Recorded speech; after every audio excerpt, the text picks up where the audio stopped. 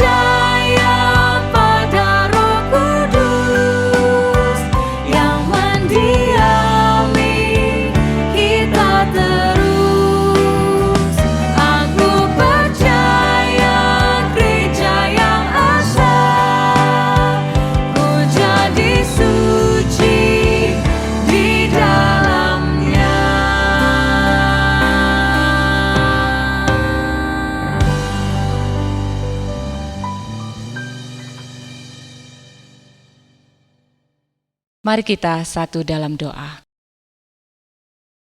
Bapa pencipta alam semesta, Bapa yang mengasihi kami, pagi hari ini kami datang kepadamu Tuhan, kami memohon Roh Kudus memimpin ibadah kami pada pagi hari ini, agar kami boleh mengerti apa yang kami baca dan kami renungkan, terlebih kami juga melakukannya dalam kehidupan kami ya Tuhan. Kami memohon Engkau juga memberkati hamba-Mu, Bapak Pendeta Dwi Santoso, yang akan menyampaikan kebenaran sabda-Mu. Kiranya firman yang disampaikan boleh memberkati kami, menguatkan iman kami. Terima kasih Tuhan Yesus, dalam nama Tuhan Yesus kami sudah berdoa. Amin. Bapak Ibu Saudara yang terkasih, bacaan firman Tuhan diambil dari kitab Habakuk pasalnya yang kedua, ayat 1 sampai dengan ayat 5. Habakuk pasalnya yang kedua, ayat 1 sampai dengan ayat 5. Aku mau berdiri di tempat pengintaianku dan berdiri tegak di menara. Aku mau meninjau dan menantikan apa yang akan difirmankannya kepadaku, dan apa yang akan dijawabnya atas pengaduanku. Lalu Tuhan menjawab aku, demikian tuliskanlah penglihatan itu dan ukirkanlah itu pada loh-loh supaya orang sambil lalu dapat membacanya. Sebab penglihatan itu masih menanti saatnya, tetapi ia bersegera menuju kesudahannya dengan tidak menipu. Apabila berlambat-lambat, nantikanlah itu, sebab itu sungguh-sungguh akan datang dan tidak akan bertangguh. Sesungguhnya orang yang membusungkan dada tidak lurus hatinya, tetapi orang yang benar itu akan hidup oleh percayanya. Orang sombong dan khianat dia yang melaga, tetapi ia tidak akan tetap ada. Ia mengangakkan mulutnya seperti dunia orang mati, dan tidak kenyang-kenyang seperti maut. sehingga segala suku bangsa dikumpulkannya dan segala bangsa dihimpunkannya. Amin. Bapak, Ibu, Saudara yang terkasih, saya memberi judul renungan hari ini yaitu membaca kebenaran. Bapak Ibu, ada seorang penulis yang bernama Johann Rivers. Johann Rivers ini mengatakan bahwa masa lalu adalah sejarah. Hari ini adalah anugerah.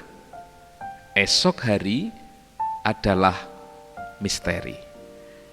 Mungkin Anda setuju dengan pendapat Johann Rivers ini. Paling tidak, bukankah kita di dalam hidup kita masing-masing memang ada saja hal-hal yang terjadi yang kemudian sejujurnya kita tidak paham mengapa ada hal-hal atau peristiwa yang terjadi di dalam kehidupan kita, baik secara pribadi maupun secara bersama-sama, yang kadang menimbulkan pertanyaan. Contoh yang paling sederhana adalah yang kita alami saat ini. Bagaimana sejak tahun 2019 muncul sebuah virus yang kemudian diidentifikasi sebagai COVID-19. Banyak orang kemudian mengajukan pertanyaan, dari mana asalnya virus itu? Mengapa Tuhan mengizinkan itu terjadi? Apa sesungguhnya yang menyebabkan pagebluk pandemi, sesuatu yang berlangsung mengglobal itu terjadi? Maka tidak berlebihan kalau kemudian ada orang yang mengatakan bahwa hidup ini memang penuh misteri. Bapak, Ibu, Saudaraku yang dikasihi oleh Tuhan, di dalam kehidupannya Nabi Habakuk juga mengalami suatu peristiwa yang membuat dia harus mengajukan pertanyaan demi pertanyaan kepada Tuhan. Nabi Habakuk adalah seorang nabi yang hidup di Yehuda, Israel Selatan. Kurang lebih ia berpelayanan dan hidup tahun 600 sebelum Masehi, sebelum bangsa itu jatuh ke dalam pembuangan. Nabi Habakuk bertanya kepada Tuhan, Tuhan, mengapa hal ini harus terjadi? Mengapa kami umat Tuhan harus mengalami penderitaan? Terlebih-lebih Tuhan membawa kami ke dalam pembuangan. Tuhan memakai bangsa asing, orang-orang kafir, bangsa Kasdim itu untuk menghukum kami, untuk menaklukkan kami, untuk menindas kami. Nabi Habakuk mengajukan pertanyaan oleh karena ada sebuah konsep di dalam kehidupan umat Yahudi, orang-orang Israel, bahwa umat Tuhan semestinya adalah umat yang dilindungi. Umat Tuhan seharusnya adalah umat yang diberkati. Dan salah satu bentuk wujud dari berkat Tuhan itu adalah ketika mereka berhadapan dengan bangsa asing, terutama saat mereka berperang, maka mereka akan mendapatkan kemenangan seperti leluhur mereka ketika menaklukkan bangsa Kanaan. Tetapi pada zaman Habakuk, kenyataannya tidak seperti itu. Tuhan justru memakai bangsa asing, bangsa yang kejam itu untuk menindas, menaklukkan mereka. Habakuk menyadari bahwa di dalam hidup umat Israel memang tidak selamanya hidupnya benar. Tetapi toh sejelek-jeleknya, tetapi toh sejahat-jahatnya umat Tuhan, pasti masih ada kebenaran yang terkandung di dalamnya. Masih ada orang-orang benar yang menanti-nantikan Tuhan. Saudara, kenyataan itu yang diutarakan kepada Tuhan. Habakuk melihat justru apa yang terjadi seolah keadilan itu muncul terbalik. Ia melihat orang yang jahat, bangsa yang kafir, mereka justru tumbuh dan mekar seperti pohon aras, tumbuh subur dan kuat. Sementara umat Tuhan hidup menderita di dalam penghukuman Tuhan. Tentu karena kesalahan dan dosa umat Tuhan, karena hidup mereka tidak mengandalkan Tuhan, karena hidup mereka yang membelakangi Tuhan, karena hidup mereka yang ketika mendapat serangan dari bangsa lain, mereka tidak mengandalkan kuasa pertolongan Tuhan, tetapi menurut pertimbangan mereka sendiri, dan karena pertimbangan politik mereka, mereka justru bersekutu dengan kekuatan asing. Karena itu saudara, ketika kemudian memang Tuhan melihat apa yang dilakukan oleh umat Israel Selatan itu mendukakan hatinya, dan kemudian ia menghukum dengan cara mendatangkan bangsa asing untuk menghukum mereka, nampaknya Habakuk protes. Ia merasa Tuhan tidak adil. Apa yang dilakukan oleh Tuhan itu melukai perasaannya. Dia kemudian berdoa, dia berseru kepada Tuhan, dia berdiri di hadapan Tuhan dan bertanya, Tuhan, mengapa ini terjadi? Dan Tuhan menjawab pengaduan Habakuk itu dengan memberikan penglihatan. Di ayat 2 tadi yang dibacakan oleh Damario, ayat 2 mengatakan, tuliskanlah penglihatan itu, ukirkanlah itu pada loh-loh, supaya orang sambil lalu dapat membacanya. Allah Israel adalah Allah yang hidup. Dia bukan Allah yang bisu. Dia adalah Allah yang hidup dan memberikan jawaban terhadap keluhan Habakuk.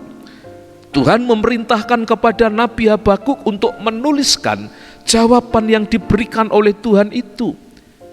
Tuhan memerintahkan kepada Habakuk agar jawaban yang ia berikan itu dituliskan, diukirkan pada loh-loh, supaya umat Tuhan tahu, supaya mereka dapat membaca kebenaran dari Tuhan, supaya mereka tidak mudah kecewa, supaya mereka tidak mudah protes, supaya mereka tidak mudah menghakimi Tuhan, supaya ketika mereka membaca kebenaran dari Tuhan itu, jawaban itu menjadi cermin akan hidup mereka, bahwa Tuhan yang adil itu tentu tidak akan menghukum tanpa sebab, supaya mereka bisa belajar membaca kebenaran yang memancar dari Tuhan, supaya umat Tuhan itu mampu merendahkan diri, mampu menempatkan diri mereka dengan benar di hadapan Tuhan. Dan memang benar bahwa yang ilahi dengan segala sifat dan karyanya itu, kalau tadi dikatakan bahwa kehidupan ini penuh dengan misteri, maka karya Tuhan yang dinyatakan itu memecahkan, menyingkapkan misteri itu. Apa yang tidak mudah dimengerti itu, bagi umat Tuhan diberikan anugerah di dalam iman mereka, dan termasuk bagi kita sekalian menghadapi kehidupan yang penuh dengan misteri, ketidaktahuan. Kita diberikan anugerah di dalam iman percaya kita kepada Kristus, karena Kristus itu adalah penyingkapan daripada Tuhan sendiri. Karena itu di dalam iman kita melalui Kristus itu, apa yang menjadi misteri, apa yang belum diketahui itu, kita masuki bersama di dalam pimpinan Tuhan. Dan itu pula yang disampaikan kepada Habakuk, bahwa di dalam kebenaran Tuhan itu, bahwa bagi mereka yang tetap percaya dan mengandalkan Tuhan, mereka akan bisa melewati masa-masa derita itu. Bahkan di ayatnya yang keempat, pengalaman berjalan di dalam iman bersama Tuhan itu disaksikan Habakuk sebagai berikut. Di ayat 4 dikatakan bahwa orang benar akan hidup oleh percayanya. Saudara, orang yang benar akan hidup oleh percayanya, oleh imannya. Pengakuan ini menjadi kredo Habakuk, menjadi pengakuan iman Habakuk yang di kemudian hari nanti juga dikutip oleh Rasul Paulus di dalam Roma 1 ayat 17, bahwa orang benar akan hidup oleh percayanya. Di tengah-tengah pertanyaan hidupnya, orang yang benar akan dipimpin oleh imannya. Dan kredo yang sama yang kemudian juga menggerakkan seorang pembaharu gereja yang bernama Martin Luther ketika di abad 16 tanggal 31 Oktober itu ia melakukan pembaharuan terhadap gereja. Ketika ia kemudian membaca firman Tuhan ini, kemudian ia menerapkan itu di dalam kehidupan bergereja. Ketika ia melihat kepemimpinan di gereja kemudian tidak sesuai dengan ajaran firman Tuhan, maka Roma 1 ayat 17 ini menjadi dasar kebenaran yang diperjuangkan oleh Martin Luther untuk membaharui gereja. Gereja, kita semuanya perlu membaca kebenaran itu. Kita perlu mengalami kebenaran itu, dan kita perlu juga menyaksikan kebenaran itu kepada orang-orang yang ada di sekitar kita. Bukan kebenaran tentang diri kita, tetapi kebenaran yang hakiki pada Tuhan Yesus Kristus. Tuhan Yesus Kristus yang adalah wujud anugerah terbesar, wujud kasih Allah yang tanpa syarat itu, yang memanggil kita untuk mengalami kebenaran melalui iman kita di dalam dan kepada Dia. Sebab Yesus Kristus Tuhan kita adalah jalan dan kebenaran dan hidup. Dia sang kebenaran itu. Sebab itu saudara-saudara, sama seperti Habakuk yang di dalam hidupnya juga mengalami pergumulan. Kita menyadari dalam kerendahan hati kita dan dalam kejujuran kita bahwa hidup kita di dunia juga masih penuh dengan pergumulan. Tetapi di dalam iman kita kepada Tuhan, sekalipun mungkin kita bertanya kepada Tuhan, mengapa Tuhan ini harus terjadi? Masalah yang satu belum selesai, mungkin ada masalah yang lain. Pandemi belum usai, mungkin muncul masalah ekonomi. Sekarang muncul isu tentang krisis pangan, tentang krisis energi. Seolah pergumulan hidup kita tidak pernah selesai. Tapi firman Tuhan hari ini menasehati kepada kita bagaimana kita tetap bisa berdiri teguh di dalam iman kepada Tuhan. Sehingga ketika kita mengalami banyak pertanyaan atau pergumulan di dalam hidup kita, kita tetap ingat Tuhan Yesus, sang sumber kebenaran. Kita mesti tetap berdiri. Kalau tidak bisa berdiri, kita harus berusaha duduk, kita harus berlutut, bahkan mungkin losor dalam pengertian berserah tunduk kepada kedaulatan Tuhan yang adil, kepada kebenaran Tuhan yang sempurna, kepada otoritas Tuhan yang penuh. Jika kita bisa mengimaninya dan mengerjakan iman kita itu secara penuh, maka menghadapi kehidupan yang penuh dengan misteri ini, kita memasukinya di dalam iman, di dalam kasih-Nya yang ajaib, dan semoga kita semuanya kemudian dipimpin untuk bisa melewati setiap pergumulan hidup kita di dalam pertolongan, anugerah, dan berkat Tuhan. Mari kita senantiasa membawa diri kita kepada Tuhan di dalam iman, supaya kita mengalami kebenaran di dalam Dia. Tuhan Yesus Kristus memberkati kita semua. Amin. Mari kita berdoa. Bapa, kami mengucap syukur kepadamu di tengah-tengah situasi di mana kami seringkali mengajukan pertanyaan kepada Tuhan. Mengapa ada banyak hal, ada banyak peristiwa yang membuat kami bertanya-tanya, membuat kami menjadi kaget, bahkan menjadi gagap.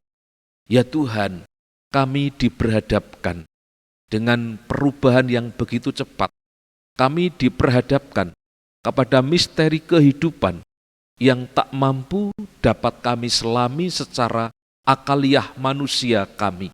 Kami terbatas, karena itu kami berserah kepada Tuhan di dalam kehidupan iman kami, bahwa tindakan iman kami itu harus melampaui menjadi apa yang menjadi kelemahan kami. Biarlah kami boleh belajar membangun diri terus nantiasa, bertumbuh di dalam iman, supaya pada akhirnya kami boleh digolongkan sebagai orang-orang yang berbahagia mengalami kebenaran bersama dengan Engkau.